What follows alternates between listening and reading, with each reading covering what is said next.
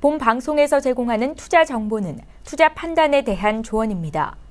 방송에서 제공하는 주식의 가치, 가격 상승 및 가격 하락에 대해서는 방송사에서 보장하지 않습니다. 네, 안녕하세요. 해외 선물의 신 시즌2 MC 김혜입니다. 1부에 이어서 2부도 여러분들을 찾아가고 있습니다. 자, 1부에서 함께 했듯이 선제 트레이더가 이번 시간 함께 계속해서 하고 있는데요. 1부에 이어서 2부도 정말 알찬 강의 준비하셨다고 하니까요. 기대 많이 해주시고 1시간 동안 채널 고정해 주시길 바라겠습니다. 저희 해외 선물의 신을 통해서 제공되는 정보는 상품의 가치와 수익률을 보장하지 않는다는 점 다시 한번 고지 도와드리도록 하겠고요. 또한 저희 프로그램은 자본시장 통합법을 준수하고 있습니다. 1:1 투자 상담과 유사수신 행위, 그리고 무인과 영업행위와 불법 대여 계좌 홍보 및 가입 권유 등 이런 모든 불법 사항에 대해서 엄중하게 금지하고 있다는 점 또한 다시 한번 고지 도와드리도록 하겠습니다.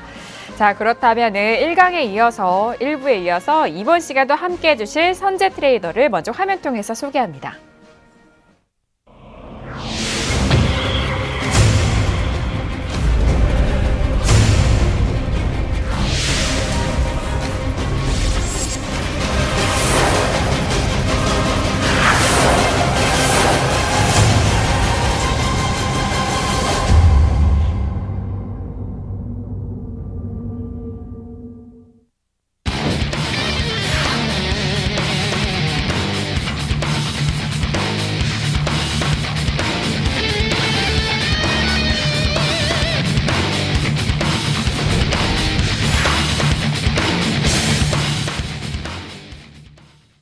네, 선제 트레이더 2강에서도 모시도록 하겠습니다. 배틀리그 1위 시상자죠. 네. 자, 1부, 네, 반응이 계속해서 이어지고 있는데 2부도 이어서 어떤 내용 준비하실 건지 짧게 말씀해 주세요.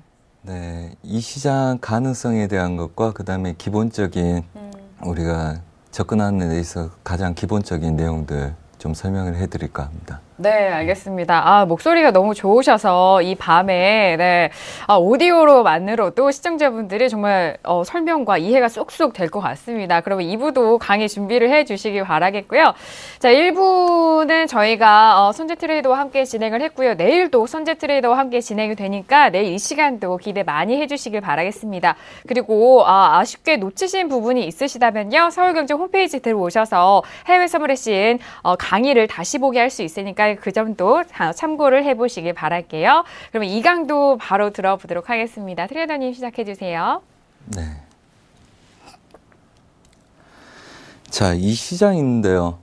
이 시장에 대한 가능성에 대해서 잠깐 언급을 해보고 싶습니다.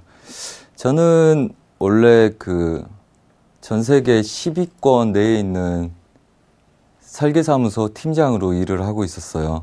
그리고 이 시장의 가능성을 보고 전업할 때 굉장히 고민을 많이 했겠죠. 지금 뭐 프리랜서로 뛰고 있지만 주 매매해서 수익을 얻는 게 제 주 직업이 돼버렸습니다. 트레이더가. 그렇다면 어떤 가능성을 보고 들어왔겠죠. 그럼요. 이 시장의 막연한 기대치로 제가 10몇 년 동안 읽어놨던 걸 한 번에 포기하고 이 시장으로는 넘어오지 않았을 거라고 봅니다. 여러분들. 그렇다면 이 시장에 대한 가능성, 그러면 어디까지가 우리가 할 수 있는 거고 그 다음에 어디까지가 우리가 대응할 수 있는 영역인지에 대해서 계속 고민을 해봐야 되는데 그에 대해서 뭐 몇 가지 생각나는 거 먼저 말씀을 드리려고 합니다. 과연 시장 예상할 수 있는가? 중요하겠죠. 혹자는 이렇게 말합니다. 우리가 일주일 전에 이제까지 흘러온 차트만 알았더라면 가족 제외하고 다 팔아서 팬티까지 다 팔아서 몰빵했을 텐데 부자 됐을 텐데 그런 이야기를 합니다. 물론 확신 90% 이상 갖는 경우 많습니다. 하지만 리스크 때문에 그렇게 배팅하지 못하죠. 하지만 대다수 매일매일 우리는 예상을 하고 그거에 대한 관점으로 시장을 바라봅니다. 그래서 잘못됐을 때도 무너지지 않고 심리적으로 무너지지 않고 다시 복구할 수 있다는 가능성을 보고 시장에 덤비죠. 자, 이거 우리 대회 7월 1일 전 6월 30일 날 대회 그림입니다. 결승전 때. 결승전 때죠. 네네네. 제가 오기 전에 미리 예상해서 핸드폰 찍어서 갖고 온 그림이에요. 그러니까 그날 유로는 크루드 오일은 매수, 네. 유로는 매도다. 중간 파동들이 이렇게 될 거다 예상을 하고 있었습니다. 단지 여기서 바로 반등을 할 거냐. 실제 그림들 한번 보겠습니다. 크루드 오일 이 구간이에요. 회원님들. 이렇게 눌려서 12시간 넘어서 매수로 가죠. 실제. 그 다음에 유로 이 구간인 것 같아요. 대충 얼추 이 구간일 거라고 봅니다. 그래서 이렇게 갑니다. 파동에 의해서. 그리고 각각의 자리는 또 그때그때마다 보정을 하겠죠. 하지만 이런 가능성을 볼 수 있냐? 그 다음에 그 시간까지도 예상할 수 있냐? 그럼 또 다른 거 한번 보겠습니다. 회원님들. 똑같은 선물입니다. 이거 국내 선물이에요. 예상 시황. 뭐 거의 하루도 빼짐없이 이렇게 예상 시황을 올렸던 적이 있었습니다. 굉장히 부지런했을 때. 자, 예상 시황입니다. 장중 움직임 그대로 두고 한 겁니다. 자, 이 자리 매도. 그 다음에 눌려서 다시 오면 또 이 자리 매도. 이 파동 자체를 예상하고 있다는 거죠. 실제 가능하리라 봅니다. 계속 매일매일 이렇게 하고 있으니까요. 그 다음에 예상 시황입니다. 얘는 주식입니다. OCI입니다. 물론 회원들한테 다 사인 드렸던 거예요. 회원님들. 얘네들 9만 돌파 여부가 중요하고 그냥 갖고 있으면 수익 날 것 같다. 그 다음에 이 자리에서 다시 배팅 들어가면 될 것 같은데 목표가 11만 원. 쭉. 자, 그렇다면 일반적으로 이런 예상들은 중수 이상이면 할 수 있다고 저는 봅니다. 10번 중에서 10번 못 맞히더라도 10번 중에서 요즘은 두세 번, 서너 번까지도 가능하리라 봅니다. 네. 지금 뭐 예상 시황과 함께 실제 시장의 모습을 또 비교를 하면서 보여주셨는데 일단은 6월 30일에 결승전 해외 선물의 신 시즌2의 결승전이 이뤄진 날입니다. 그날 경기 참여하기 앞서서 매매할 크루드 오일과 유로에 대한 부분을 미리 좀 전망과 예상을 하고 또 오셨다라는 그런 부분이 참 지금 기억에 남는데 자 그런 예측을 한 이후로 그 시장 상황에 대해서 좀 대응을 하셨다라는 그런 말씀도 함께 해주시는 것 같아요. 그리고 그 전에 뭐 많은 경우에서 시장의 흐름을 살펴봤을 때 뭐 아침마다 이런 예상 시황에 대한 부분도 항상 그려보시면서 시장을 좀 대응을 했다라는 그런 말씀을 해주시는 것 같은데 맞나요? 네, 맞습니다. 네. 그렇죠. 네. 그게 이제 가능하다는 거죠. 가능하다면 네, 우리가 네. 그걸 찾기 위해서 노력을 할 필요가 있는 거죠. 시간을 낭비하지 않고. 네네. 이제 불가능하다면 거기에 시간을 많이 투자할 필요는 없다는 거죠. 하지만 가능하다. 네. 그리고 누군가가 한다. 그렇다면 그 어떤 누군가도 그거에 유사한 대응을 할 수 있을 거다. 유사한 이렇게 대응을 할 수 그렇죠. 있다. 네. 일단 6월 30일 날 결승전 다시 보기로 보시면서 그리고 크루드 오일과 지금 선제 트레이더가 매매를 했던 그 종목에 대해서도 살펴보시면은 또 재미가 있을 것 같아요. 함께 참고를 해본다면은. 네, 네네. 그럴 것 같습니다. 네. 물론 뭐 예를 들자면 그런 이야기입니다. 아까 분명히 크루드 오일 매수라고 말씀을 드렸었어요. 네네. 예상을 매수로 하고 왔었고. 근데 분명히 여러분들 경기 보셨겠지만 매수 하나 배팅을 했다가 갑자기 제가 매도로 세 개를 돌립니다. 네네네. 네, 이해가 안 되죠. 네네. 그 다음에 여러분들 분석하신 분들은 아시겠지만 그게 추세 지지 저항이었어요. 바로 돌파할 수는 누가 봐도 빠지지 않을 때는 매수의 포지션이 맞는데 그 이제 작은 잔파동을 보는 거죠. 12시 안에 네. 돌파를 할 건지 말 건지. 그래서 그걸 계산할 수도 있다는 거죠. 이건 물론 이제 뭐 해지 매매에 대한 거는 나중에 오겠지만 네. 뭐 그때는 뭐 또 다른 목적이 있었기 때문에 매매를 그렇게 한 거고요. 네. 충분히 그 추세에서의 잔파동까지도 사람들은 분석이 낼 수 있다. 그다음에 그걸 대응할 수 있다. 그거는 가능성이다. 이렇게 보고 있습니다. 네, 알겠습니다. 그 결승전 때 이야기를 또 해주시니까 네, 많은 분들이 궁금하셨던 부분이 왜냐하면 그 대회 이후에 좀 소감 같은 시간이 좀 짧았기 때문에 궁금하셨을 것도 같아요. 자, 그리고 또 결승전 같은 경우에 시간이 좀 제약이 되어 있어서 이런 예상과 그런 시간에 대한 그런 집중도라든지 적중 그런 부분도 참 생각을 많이 하셨을 것 같은데 네, 그런 히스토리를 좀 들어봤습니다. 자, 이어서 계속해서 강의 이어갈게요. 네. 네. 자, 그렇다면 어느 정도 예상을 할 수 있다. 그리고 이런 분석 정도는 추세 지지 저항에 의해서도 나올 수 있는 거기 때문에 파동의 움직임 말고는 목표값이나 어느 자리 매수가 좋은지는 누구나 다 분석할 수 있는 내용들이다. 이렇게 말씀드리겠습니다. 네. 그거는 실제 가능성이다. 자, 그렇다면 다시 우리가 매매를 하는 거는 매매를 함에 있어서 매매의 시작은 기준 설정부터가 시작이다. 자, 그렇다면 매수 매도 기준을 설정하자는 이야기입니다. 매수 매도를 설정을 해야지 매수 좋은 자리 기다리면 되고요. 그다음에 그렇죠. 매도 유리한 자리 기다리면 됩니다. 네. 뭐 복잡하게 중심값에서 매수가 먼저니 매도가 먼저니 고민할 필요 없습니다. 네. 안 보이면 매수하고 싶어 매수 좋은 자리 찾아가면 됩니다. 매도하고 싶어 매도 좋은 자리 찾아가면 됩니다.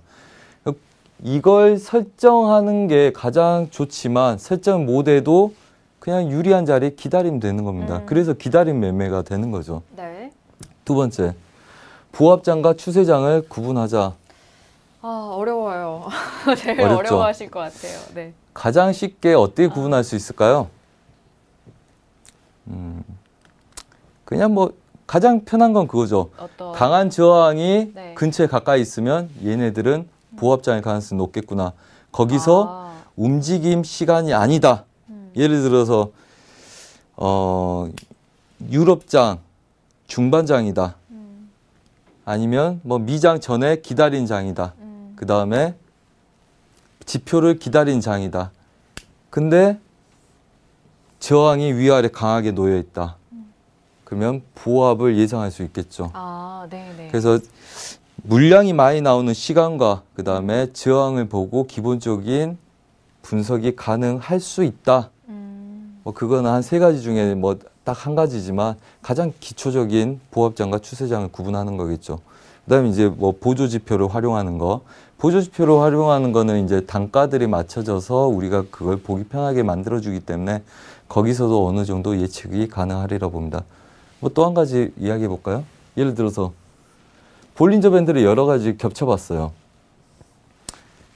근데 볼린저 밴드를 얘를 30분봉짜리 얘가 예를 들어서 30분 분봉이라고 하자고요. 얘를 방향을 틀어서 꺾으려면 최소한 봉이 두세 개는 있어줘야지 전반적으로 흐름이 꺾여집니다. 그래서 뭐 그거에 대한 가능성 계산을 해볼 수가 있겠죠. 근데 뭐 이제 좀 말이 복잡해지니까 우선은 보합장과 추세장도 구분할 수 있다. 구분을 하자. 네. 그 다음에 오차 기준 설정을 하자. 오차 기준을 설정을 해야지 대응 영역에 들 수 있겠죠. 손절 라인과 그 다음에 버릴 건지 말 건지 결정하는 거. 대부분 손절을 무서워하는 이유가 그겁니다. 10개를 잡으면 15개를 치고 갈 것 같고 20개를 걸면 또 내 것만 건드리고 갈 것 같고 100개 설정하면 진짜 150개 밀릴 것 같고 그래서 설정을 못 하거든요. 하지만 본인 기준에서 정확하게 오차 설정을 해서 거기서 여유 있는 손절 라인을 잡을 수 있어야 된다는 거죠. 그래서 그 기준들을 다들 설정을 할 수가 있어야 된다는 겁니다. 그래야지 최소한 초보에서는 벗어날 수 있다. 그럼 예를 들어서 네. 자, 우리 앵커님, 얘 네. 매수입니까 매도입니까? 어디에서요? 맨 마지막에서요? 이제 네. 배팅 들어가셔야죠. 성질 급하시니까 우리 서로. 빨리 잡아요 막 하면서 막 들어가는 거예요. 네, 뭘 네. 잡고 싶으세요? 네. 일단 결승전이에요. 5분 남았어요. 매도할래요. 매도하시겠다고요? 네네. 자, 한번 보겠습니다. 여러분들. 자, 답은 없습니다. 네. 답 없습니다. 정답은 없습니다. 자, 기준선. 자, 이걸 끝자 보니까 갑자기 설명드리고 싶은 게 있네요. 좀. 어떤 이야기이신가요? 우리가 일반적으로 사람들이 많이 요즘 쓰는 기법이 있습니다. 추세, 지지, 저항. 원래 있었던 기법이죠. 뭐 주식에서도 뭐 그러니까요. 그렇죠. 네. 추세, 지지, 저항. 이따 뒤에 나올 것도 같은데 갑자기 생각나니까 이야기를 하자고요. 가장 제가 중요하게 보는 건 지지가 저항으로 바뀌는 선입니다. 그래서 이제 꼭지점 연결하는 선도 있고, 뭐 이제 기회가 되면 여러 가지 설명을 드리겠지만, 뭐 시간이 허락한 내에서는 우선 뭐 이렇게 끌 수 있는 거예요. 그래서 보세요. 저항을 받다가 올라가서 지지가 받죠. 네. 그래서 이 선은 의미가 있는 겁니다, 실제. 네. 배우님들. 뭐 그냥 팁이라고 보시면 돼요. 가장 기본적인 겁니다. 네. 지지가 저항으로 바뀌든지 저항이 지지로 바뀌는 선들은 가로선이든 수평한 선이든 추세선이든 중요하다. 네. 이것만 이해도 80%라고 보는데 여튼 자, 그 다음에 뭐 저런 선들 그을 수 있을 거라고 봅니다. 꼭지점끼리 연결하는 선들. 네. 규칙적으로 막아내고 있죠. 누군가가 못 올라가게. 그 다음에 아래서 오는 거. 그러면 이런 선들 그으면 너무 많죠. 너무 많아요. 너무 많아서. 네, 너무 많고 뭐가 중요한지도 몰라요. 네. 하지만 중요한 건 뭡니까 여기서? 나는 기준을 설정했다예요. 나는 어떤 기준을 설정하고자 한다 지금. 자, 그렇다면 다시 보자고요. 다 지워봤어요. 몰라. 뭐 중간 뭐 중요한 끄어봐도 뭔지 모르겠어. 그래. 나는 꼭지점을 연결하고 그 다음에 얘네들 꼭지점을 연결하니까 갑자기 또 뚫기 시작해. 물론 얘네들이 이렇게 연결할 수도 있겠죠. 시간에 따라서. 네. 계속. 근데 이 시점에서 나는 이걸 기준으로 삼았어. 그리고 보니까 그래. 얘가 수렴이야. 수렴의 중심과 확산의 중심은 매물대죠. 중요합니다. 네. 오랜 시간 머물고 물량들이 매수 매도를 싸우기 때문에 매물대 형성이 됩니다. 중요한 자리예요. 그러면 얘네들 위에서 놀아. 그럼 이 정도라면 뚫었다고 볼 수도 없고 지지도 아니에요. 하지만 어떤 이 기준에 의해서 어떤 생각이 저는 드냐면요. 우선 얘를 지지한 놈들 배팅이 들어가면 나는 손절을 짧게 잡고 얘네들 배팅, 변동성에 대한 배팅을 해볼 수가 있어. 첫 번째. 두 번째. 얘를 중심으로 얘네들이 보합이 들 수가 있어. 위아래로 치는 보합. 네. 그러면 내 손절 라인이 명확해져. 기준을 그렇죠. 세웠기 때문에 짧은 네네. 손절에 배팅을 할 수 있던지 아니면 내가 버릴 건지 말 건지 결정을 할 수 있다는 거죠. 물론 이거 하기에 앞서서는 기법에 대한 강의가 있어야 되나 지금 뭐 시간상의 이유로 여기서 같이 설명을 드리겠습니다. 그럼 저는 이거에 대한 매수 배팅을 하겠다 이 말이에요. 왜? 이건 단지 이유가 이렇습니다. 이 정도 갔다가 이렇게 튕긴 애들이 좋죠. 일반적으로. 그래야지 고점을 높이지 않더라도 네. 익절 구간에서 싸울 수 있으니까. 하지만 이 정도도 가능하다. 왜? 손절 라인이 짧고 명확하기 때문에. 그런 배팅이 들어가는 겁니다. 급등을 한 다음에 여기서 배팅 들어가는 게 원래는 정석이겠죠. 왜입니까? 여기서 이걸 버티는 거죠. 원래는. 이 구간 배팅이 원래는 정석이겠죠. 네네. 하지만 이런 식으로 배팅을 할 수 있다는 겁니다. 그러면 여기서 말하는 김에 기본적인 추세 지지 저항의 기법을 잠깐 설명드려보도록 하겠습니다. 일단 나중에 나오는지. 자, 리테스팅 법칙이 있는데요. 얘네들 보기 전에 하나를 보자면 추세 지지 저항이라는 건 이렇습니다. 얘가 가려고 그래요. 저항이죠. 저항입니다. 네. 그 다음에 얘네들이 뚫었어요. 지지죠. 지지입니다. 네. 그러면 얘네들이 이렇게 해서 가기 시작을 하면 얘네들 꼭지점 두 개를 연결해서 볼 수 있는 게 추세입니다.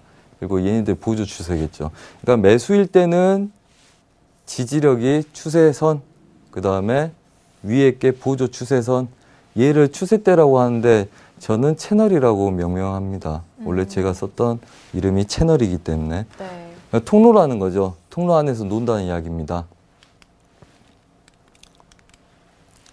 그렇다면 원래 기법은 이렇게 씁니다. 회원님들. 우리가 일반적으로 원래 기법은 저항을 받고 뚫고 나서 지지가 되고 얘네들 추세가 완성됐을 때 세 번째 이 점이 맥점인 추세 지지 저항의 기본 법칙입니다. 얘네들은. 뚫고 지지가 된 애들이 추세를 만들기 시작했을 때 그걸 확인하고 들어가는 게 추세란 말이에요. 근데 제가 전문가들하고 교육할 때는 우리는 뭘 하냐? 리테스팅을 바로 들어갑니다. 한마디로 뭐냐? 저항을 뚫고 갔을 때 얘네들 배팅 바로 들어가는 겁니다. 추세로. 그럼 이점 뭐가 있죠? 첫 번째, 빼먹고 눌림에서 또 빼먹고 눌림에서 또 빼먹고 하다가 끌고 갈 수 있다는 거죠. 남들보다 선진이었기 때문에. 단점은 뭡니까? 얘가 속임일 수 있다는 거죠. 물론 이걸 분석하는 법은 또 따로 있습니다. 속임인지 아닌지를. 하지만 가장 일반적인 이론은 뭡니까? 왜 이렇게 합니까? 남들보다 미리 손대는 이유가 뭡니까? 이걸 올렸을 때는 속임인지 아닌지 분석을 해서 속임이 아니라는 생각이 든다면 이걸 올려놓은 애들이 이걸 지키고 추가적인 수익을 내고 싶어 한다는 이론입니다. 왜 어려운 구간 뚫었겠어요? 실제로 이 이론에서 여러분들이 이해할 수 있는 거는 보통 저항이 없는 구간 100억을 배팅하면 100틱을 간다고 보자고요. 그러면 저항이 많은 구간은 100억을 투자했을 때 100틱을 갈 수가 없습니다. 왜? 계속 누군가가 매도를 치기 때문에. 내가 그렇죠. 2틱 올려놓으면 한 틱 내리고 3틱 올려놓으면 또 한 틱 누리고 내가 올라가면 누군가가 익절을 해버리기 때문에. 네. 그래서 쉽게 못 가는 겁니다. 하지만 이 어려운 구간을 누군가 올려놨어요. 돈을 들여서. 그럼 누군가는 지키고 추가적인 수익을 얻고자 하는 게 있다는 거죠. 그게 이제 풀어서 보면 저는 리테스팅 법칙이라고 합니다. 가장 기본이 되는 법칙이라고 이야기를 해요. 그러면 원래 우리가 매수로 캔들이 가는 이유는 뭡니까? 누군가가 샀기 때문이죠. 그쵸. 매수로. 그럼 두 번째는 뭡니까? 매도를 하는 사람이 없을 때. 물량이 적을 때. 네, 그럴 수도 있죠. 네. 그리고 두 번째 이유는 매도의 청산입니다. 매도의 청산. 그렇죠. 매수로 가는 이유는 매수로 튕기는 이유는 매수를 누가 잡든지 매도를 익절했을 때요. 그렇죠. 자, 그러면 리테스팅 법칙에 대해서 이야기를 해보겠습니다. 큰 저항점이 있으면 변곡을 노립니다. 일반적으로. 그게 크든 적든 왜입니까? 그 확률을 저는 60% 정도 봅니다. 저항이 있으면 매수로 끌고 온 사람들이 일부 차익을 합니다. 왜? 리스크 관리를 해야 되니까. 일부 차익, 제가 여기서 매수 배팅이 들어갔어요. 여기서 반청을 한다고 보자고요. 네. 반청을 하고 다시 원점으로 밀려도 저는 수익이죠. 그죠. 반절. 절반 물량에 대한 네. 수익이죠. 그렇기 때문에 큰 저항이 있으면 일부 익절이 나오기 시작을 합니다. 대체적으로 60%가 그렇게 움직입니다. 그렇다면 추세 변곡을 노리지 않더라도 저항만큼 물량을 빼먹을 수도 있겠죠. 짧게. 그거의 첫 번째 가능성. 두 번째, 큰 저항점을 뚫으면 다시 리테스팅 하는 걸 노린다. 방금 전에 말씀드렸던 겁니다. 누군가 돈을 들여서 뚫었어요. 큰 저항을. 그럼 걔네들은 지지될 가능성이 높다는 거죠. 이게 눌림 추세 매수죠. 여러분들 보는. 네. 이게 변곡 매매고 이게 추세 매매죠. 그 다음에 나머지 10%가 걔를 중심으로 보합되는 애들입니다. 얘 배팅하니까 또 기어 들어오고 또 용어가 좀 그러네요. 죄송합니다. 자, 또 들어오고 다시 그 구간에서 보합권.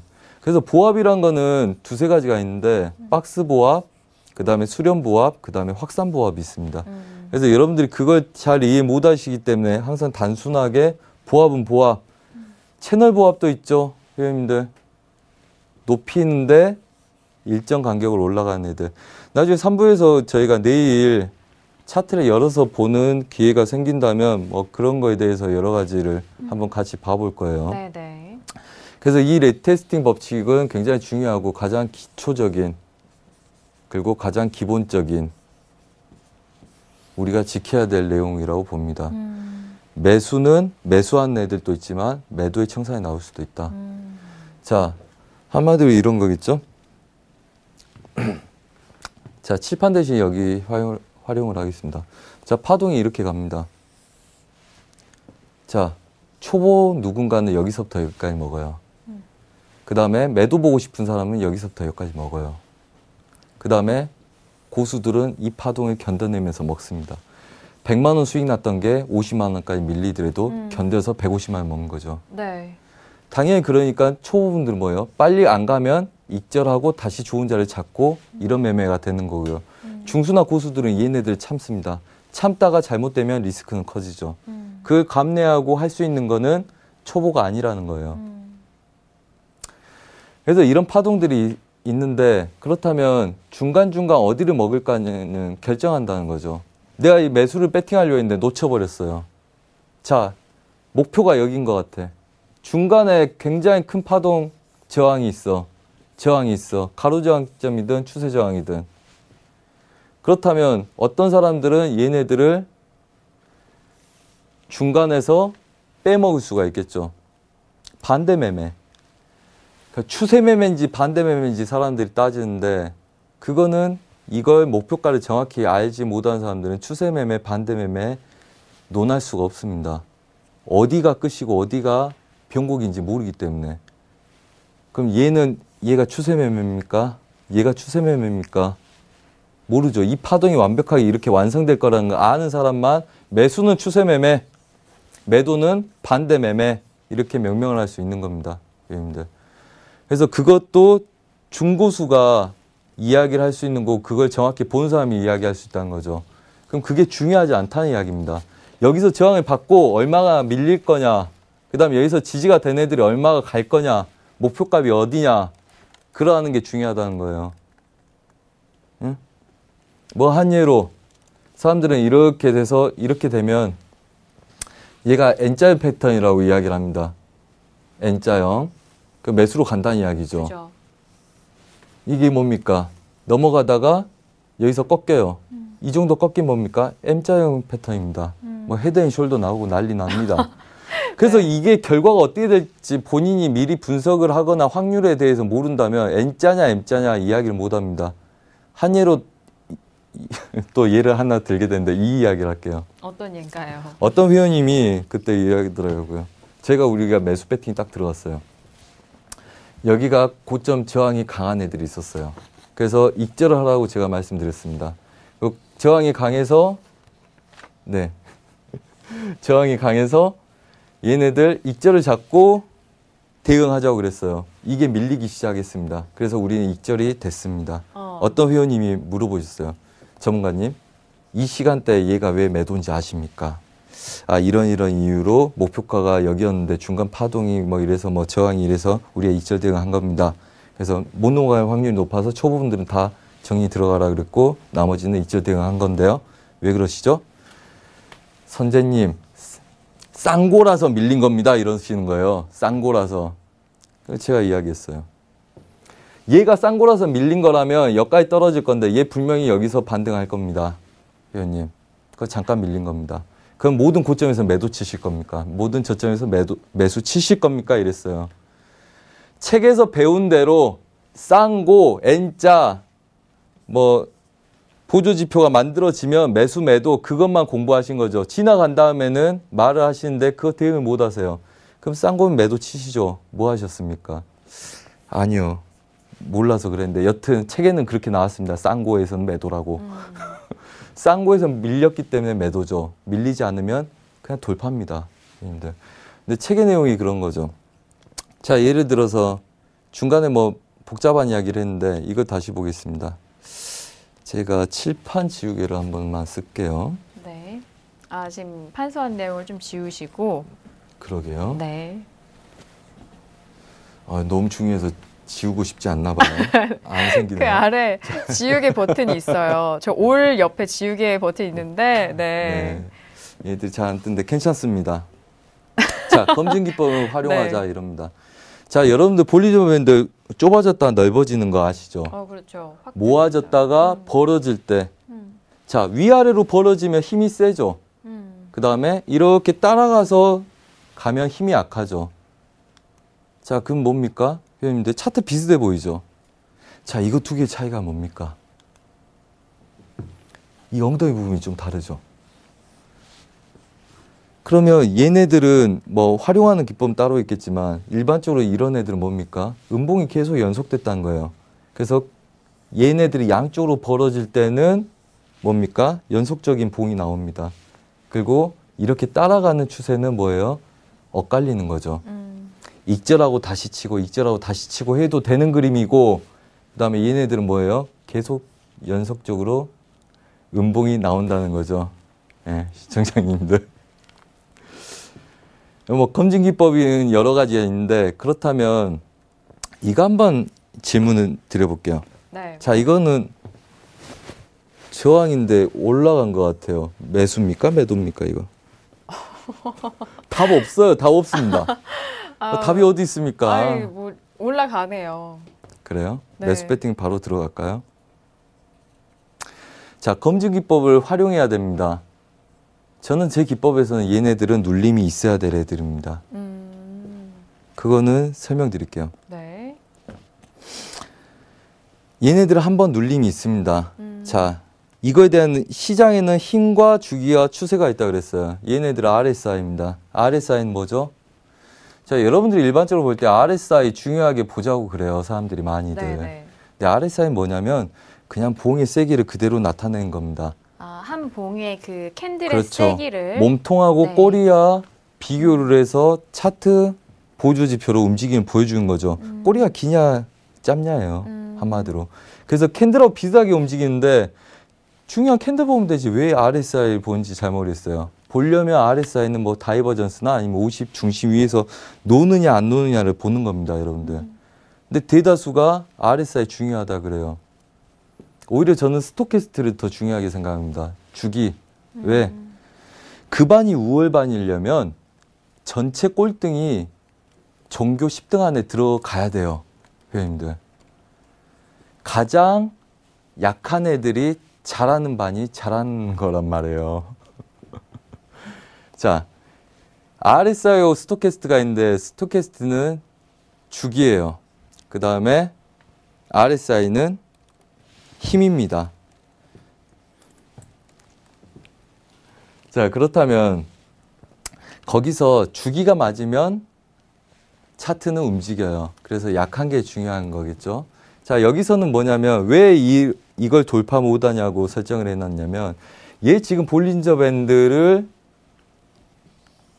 RSI보다 적게 설정해 놓은 겁니다. 그래서 예를 들어서 얘를 10개 봉을 보겠다 해놨으면 얘가 15개 봉이에요. 아닙니다. 반대입니다. 얘가 15개 설정했으면 얘가 10개입니다. 자, 그럼 시청자분들이 보실 때는 얘네들 중심 넘어갔으니까 지키고 갔으면 좋겠죠. 그러면 항상 그걸 우리가 볼 수는 없어요. 근데 이걸 검증 기법으로 활용을 하는 거죠. 자, 15개 설정을 해놓은 볼린저 밴드가 있어요. 그 다음에 10개를 설정한 RSI가 있습니다. 자, RSI의 50은 중심이에요. 볼린저 밴드의 중심은 2평하고 똑같은 역할을 하는 중심입니다. 15개짜리가 돌파했는데 중심을 10개짜리가 못 쫓아오고 있습니다. 우리가 꼬리와 몸통을 계산하지 못해서 그러지 실제 그렇다면 얘는 너무 조급하게 움직이고 있다는 거예요. 바로 정착하지 못하고 보통 10번 중에 9번은 밀립니다. 이러면 변곡일 가능성도 굉장히 높고요. 자, 그렇다면 얘네들은 그 다음부터 뭐예요? 추세 지지력에서 기다렸다 배팅 들어가는 게 유리하겠죠. 이걸 모른다면 여기서 쫓아갔다가 밀리니까 버리고 또 가니까 잡고 굉장히 매매가 꼬일 수 있는 상황이 됩니다. 근데 이런 검증 기법, 책에서 나오진 않지만 이론적으로 가능하다 생각되는 것들, 모든 보조지표가 맞을 때 걔네들 엇박자가 맞아줘야지 간다. 그래서 뭐 이런 검증 기법을 활용할 수 있는 거죠. 실제로 분봉에서는 더더욱 잘 맞습니다, 회원님들. 거의 놓치면 저것 때문에 당해요. 저도 이런 것들 체크 못 할 때 많이 당합니다.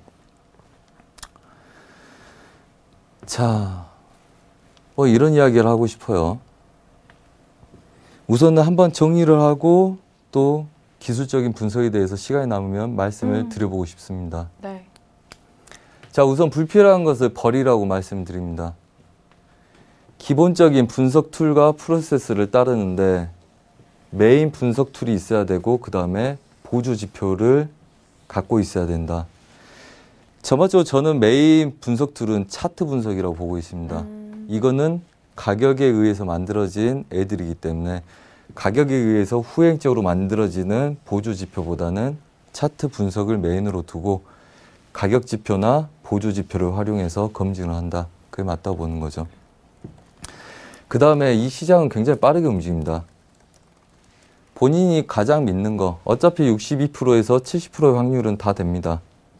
그러면 본인이 가장 믿는 거, 갑작스런 본인이 보는 거하고 다른 방향으로 움직일 때 그걸 캐치해내놓고 버릴 건지 유지할 건지를 파악할 수 있는 몇 초 만에 분석이 가능한 한두 가지에 몰두를 해야 된다. 누구 기법이 좋고 누구 기법이 안 좋다 말하지 않겠습니다. 그냥 본인한테 익숙한 기법이 유리한 겁니다. 그리고 그거에 대한 지표들이 자기 눈에 잘 들어오는 게 본인한테 심리적으로 안정감을 주겠죠. 네. 그런 지표가 중요하다고 봅니다. 그 나머지 내용들은 컨트롤 하랍니다. 사실 저도 뭐 별로 매매할 때 부담감 느끼지 않습니다. 매매할 때 사람들하고 영화도 보고요. 그 다음에 누가 건드린다 해서 짜증내거나 흔들리지 않습니다. 역시. 절대. 네. 예. 그건 이제 본인이 보는 게 있고 그 다음에 그 리스크를 충분히 알기 때문에 그렇죠. 아, 내가 이거 갖고 있다가 죽으면 얼마 깨지겠구나. 괜찮아. 깨지기 싫으면 손절 짧게 잡으면 되죠. 그건 선택하면 되지 않습니까? 왜 그렇게 불안해할 필요가 있습니까? 자, 우리가 일반적으로는 욱내동 매매합니다. 자, 부족해 아깝다. 아, 시청자들이죠. 자, 부족해 아깝다. 과다한 욕심. 아유, 지루해 답답해. 자제력. 자제력, 과도한 욕심, 내동매매. 제가 이번에 해서 굉장히 힘들었던 것들입니다. 우리 회원들 잘 듣고 계시니까 아시겠지만 아까 나온 내용에 그 내용이 있습니다. 대여하는 기간 동안 단 하루도 손실 준 걸 본 적은 없다. 니만 깨졌지 저보다. 물론 맞습니다. 저 혼자 내동매매에 과도한 욕심에 자제력을 잃고 뭐 어때? 이런 배팅이 들어갔던 거죠. 이 컨트롤을 잘하는 게 가장 중요하고요. 그 다음에 스트레스 조절. 아, 내 것만. 나 안 들어간대 이런. 어차피 우리는 스트레스를 받습니다. 회원님들. 안 잡았는데 가니까 스트레스 받고요. 그 다음에 잡았는데 수익이 나고 있는데 갖고 있으면 더 먹지 않을까 스트레스 받고요. 그 다음에 얘네들 밀리는데 갖고 있으면 다시 올 것 같은데 더 내려가나 스트레스 받고요. 하든 안 하든 스트레스 받습니다. 그렇다면 뭡니까? 즐겨야 되겠죠. 스트레스 안 받으려면 스트레스 조절하려고 노력을 해야 됩니다. 일반적으로 제가 초보 때 회사를 다닐 때 마인드 컨트롤 했던 게 대표적인 게 하나가 있습니다. 손절 잡는데 너무 두려운 거예요. 30개 걸면 내 것만 건드리고 갈 것 같고 뭐 10개 걸면 15개 치고 갈 것 같고 제가 그때 마인드 컨트롤 했던 게 그겁니다. 제가 하나로 300핍을 밀려본 적이 있는데 300핍 밀려가지고 손절을 날려본 적이 있는데 30개가 무슨 대수야. 아침마다 일어나서 배팅이 들어갈 때 나 300개 주고 본 사람이야. 30개 10% 손절 괜찮아. 내가 기법 기준을 정했잖아. 내가 얘네들 이 정도까지 밀린 건 괜찮은데 이 정도 밀리면 내가 잘못 본 거잖아. 괜찮아. 이 생각을 하니까 그때부터 마음이 굉장히 편해졌어요. 저한테 제가 마음속에 스승이라고 생각하시는 분이 딱 두 분 계십니다. 어떤 분인가요? 가르쳐준 거 하나도 없어요. 오히려 제가 교육시켜드렸는데 딱 두 가지. 네, 그렇습니다. 우습죠? 근데 저는 항상 그 사람들 스승이라고 생각합니다. 한 분은 그분이 5분 봉 분석을 하셨어요. 제가 틱봉 분석을 하기 때문에 저희 오차는 뭐 5틱, 10틱 이내입니다. 하지만 그분이 5분 봉 분석을 하셨기 때문에 10틱이셨어요. 저보다 미리 배우셨고 그분이 술자리에서 한 이야기가 있습니다. 내가 오차를 보니까 5개에서 10개 미만이더라. 일반적으로 80%가. 그러면 10개는 나는 손절을 잡고 들어간다. 배팅을 5개에서 10개를 하니까. 자, 10개는 내 거 건드리면 운이 없었다고 생각을 하겠다. 그게 내 원칙이니까. 그 이야기를 옆에서 듣는데 정말 닭살 돋는 것처럼 몸에 확 와닿았어요. 그거 제가 느낀 거 하나고요. 두 번째, 국선하신 분, 전문가분이 나는 마디를 2.5포 마디를 본다. 2.5마디마다 목표가 있다고 본다. 나는 중간에서는 얘를 뚫었으면 무조건 얘 간다고 본다. 중간에서 반대 매매 치지 않는다. 목표에서 반대 매매 치지 않는다. 그걸 주변 사람들하고 또 술 마실 때 이야기하고 있는데 그걸 듣는 상태에서 갑자기 또 전율이 느껴졌습니다. 내가 보는 목표, 내가 지표에서 보든 목표가를 설정해서 보든 거기 가기 전에는 반대 매매를 함부로 치지 않는다. 사실 그렇게 해서 안정적인 매매를 했는데 이번에는 뭐 반대 매매 치고 욕심 부려서 뭐 중간 파동도 보고 싶고 해서 많이 꼬였었죠. 하지만 그 두 가지가 저를 하루아침에 바꾸게 하는 원동력이었습니다. 물론 제가 누구 밑에서 리딩을 듣거나 누구 밑에서 교육을 받아본 적은 단 한 번도 없습니다. 그래서 전문가들을 가르치는 거겠죠. 그리고 회원들로 받아들이고. 하지만 얘 두 가지 이야기가 저한테 스승 노릇을 했다. 몰랐던 것도 아니고 10년 동안 한 번도 변함없이 쓰던 이 기법, 뭐 그 전에 몰랐겠습니까? 추세 지지 저하. 하지만 그 기법을 믿고 가는데 일조를 했다. 그래서 그런 스트레스 조절과 마인드 컨트롤하는 게 필요하다는 겁니다. 똑같은 이야기 듣고 똑같은 내용들을 계속 반복을 하고 우리가 똑같은 자책을 하고 매일매일 살고 있지만 그게 어느 순간 본인의 마인드의 컨트롤에 접근을 했을 때 그걸로 마음이 편해졌을 때 비로소 안정감 있는 매매와 그 다음에 두려워하지 않는 기법의 완성이 될 거다.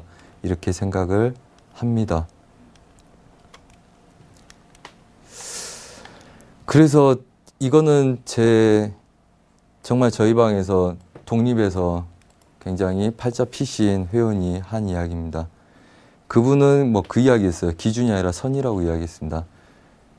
대표님, 우리가 선을 긋기 때문에 이거는 투기가 아니라 도박도 아닙니다. 이거는 투자입니다. 제가 그걸 빌어서 다시 한번 말씀드리겠습니다. 기준이 있어서 우리는 도박을 하는 게 아니다. 투자를 하는 거라고 말씀을 드리고 싶습니다. 그래서 기준 설정이 그만큼 중요하다고 말씀을 드리고 싶어요. 자, 저희한테 시간이 좀 남아있는지 궁금합니다. 네, 5분 정도 남아있네요.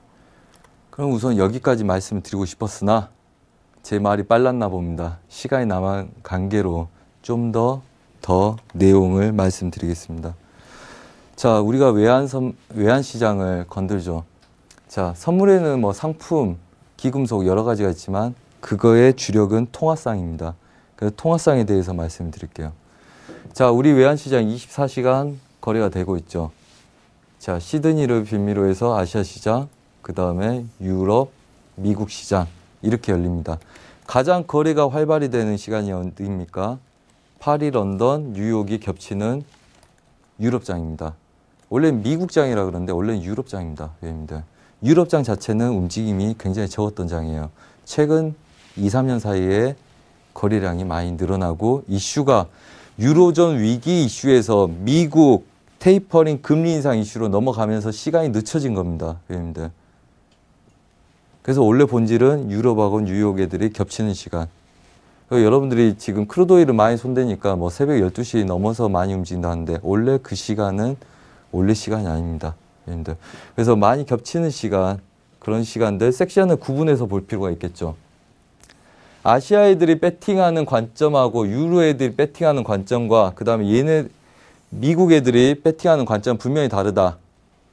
단가도 서로 다를 거고 차트가 놓인 자리도 다르기 때문에 관점 다르다.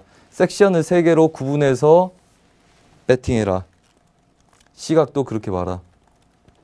이거는 똑같은 내용들입니다. 뭐 유로, 아시아에서 20%, 원래 유럽 65%, 그 다음에 15% 이렇게 움직였던 장들입니다. 크루드오일은 변동이죠. 그래서 여러분들이 일반적으로 미국장이라 말하는 시간은 유럽장입니다. 그 다음에 2시부터 새벽 3시에 움직이는 애들이 미국장이죠. 유럽 애들이 빠져나간 시간에 움직이는 겁니다. 변곡을 만들고. 그래서 각각 시간대별로 움직인 시간들을 본인들이 파악을 해서 한번 통계를 내봐라. 도움이 될 거다. 이런 말씀을 드리고 싶습니다. 자, 그리고 해외 선물을 할 때 여러분들 제가 퀴즈 낼 때도 유로 달러에 대한 이야기를 했었는데 유로 달러는 매매를 하지 않더라도 항상 주의 깊게 봐라. 왜? 달러는 기축통화이고 유로는 위험통화의 가장 대표적인 산물이다. 그래서 기축통화인 달러와 안전자산의 대표적인 달러와 위험자산의 대표적인 유로, 그 다음에 그 거래량이 많은 유로와 달러를 집중적으로 공부해라. 그래서 걔네들이 서로 영향을 주기 때문에 유로 달러를 알아야지 시황을 제대로 분석할 수 있다. 이렇게 말씀드리고 싶습니다. 그래서 이 퀴즈를 냈던 거죠. 가장 기본적으로 알아야 되는. 그 다음에 지표가 발표할 때는 개인 투자자들은 특별한 주의가 필요하다. 중고수들은 좋아합니다. 저도 굉장히 좋아합니다. 하지만 자동 매매에 의해서 결과치와 예상치의 차이만큼 자동으로 때리기 때문에 0점 몇 초마다 파동이 크기 때문에 되도록이면 피하고 조심하는 그런 매매를 하셨으면 좋겠다. 이렇게 말씀드리고 싶습니다. 네, 알겠습니다. 자, 이 강에도 또 알차게 이렇게 강의를 해 주셨어요. 좀 전에 저희가 부적절한 언어 사용에 대한 부분 다시 한번 시청자분들에게 사과 말씀 부탁드리도록 하겠고요. 또한 저희 프로그램은 자본시장 통합법을 준수하고 있다는 점 또한 다시 고지 도와드립니다. 1:1 투자 상담과 유사수신 행위, 그리고 무인가 영업행위와 불법 대여 계좌 홍보 및 가입 권유 등 이런 모든 불법 사항에 대해서 엄중하게 금지하고 있다는 점 또한 다시 한번 시청자분들께 고지 도와드리도록 하겠습니다.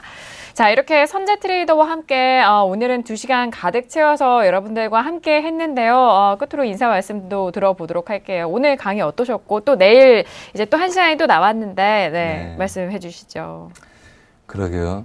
뭐 시청자분들이 앞에 있는 게 아니라서 혼자 뭐 이렇게 달려오다 보니까 무슨 말을 했는지 좀 이렇게 보고 알아듣는지 못 알아듣는지 보고 하면 좀 더 좋을 건데 뭐 또 그런 기회는 또 있을 걸로 알고요.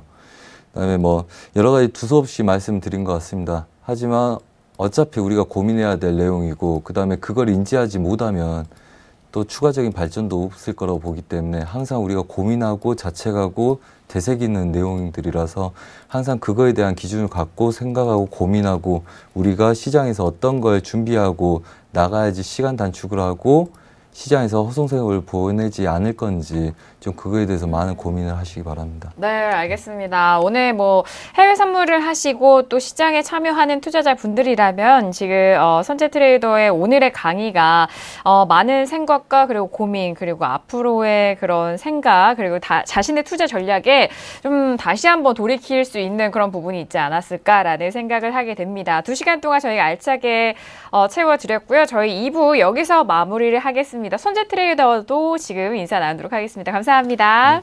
감사합니다. 네, 선재 트레이더와 2시간 동안 함께 했는데요. 저희 여기서 마무리하겠고요. 저희는 내일 이 시간 다시 돌아오도록 하겠습니다. 2시간 동안 함께 해주신 여러분 오늘도 고맙습니다.